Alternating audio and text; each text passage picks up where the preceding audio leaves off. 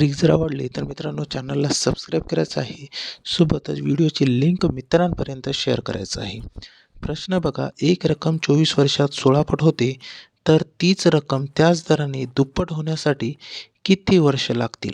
बघा मित्रांनो, 16 पट दुप्पट म्हणजेच काय, तर मागे यायचं आहे. मग कशा पद्धतीने लिहिणार बघा. 24 वर्षात, मग या ठिकाणी मी थोडं खाली लिहून घेतलं, पट आणि वर्ष या ठिकाणी जशाला तसं लिहिलं प्रश्नामध्ये दिल्यानुसार. मग 24 वर्षात म्हणजे 24 वर्षे या ठिकाणी लिहून घेतलं वर्षाच्या खाली. त्याच्यानंतर किती पट, तर 16 पट होते.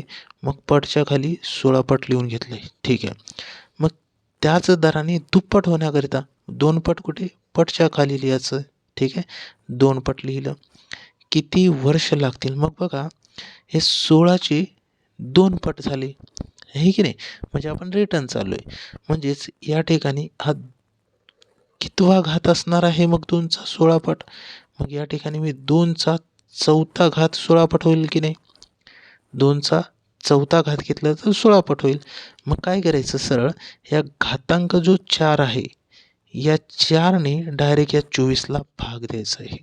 ठीक आहे, या घातांकाने डायरेक्ट 24ला भाग द्यायचं. मग किती येईल, 4 एक 4, 4 सक 24. मग या ठिकाणी 6 वर्ष हे आपल्या प्रश्नाचं आन्सर असणार आहे. मित्रांनो, ऑप्शन ए मध्ये बघा या ठिकाणी दिलेला आहे. हा व्हिडिओ अशाच पद्धतीने ट्रिक्सने जर तुम्हाला शिकायचं असेल तर आपल्या चॅनलमध्ये व्हिडिओज या फोल्डरमध्ये जाऊन तुम्ही चक्रवाढ व्याज हा टॉपिक पूर्ण ट्रिक्सने शिकू शकता.